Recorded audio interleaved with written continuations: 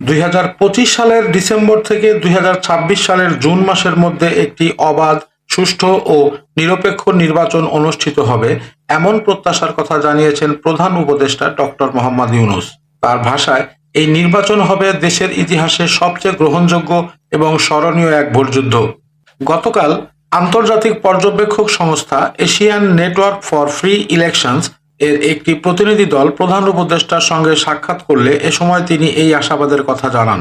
বৈঠকে ডক্টর ইউনূস বলেন, আমরা এমন একটি নির্বাচন নিশ্চিত করতে চাই যা শুধু দেশের ইতিহাসে সেরা নয়, বরং গণতন্ত্রের পথে এগিয়ে যাওয়ার এক অনন্য মাইল ফলক হয়ে থাকবে।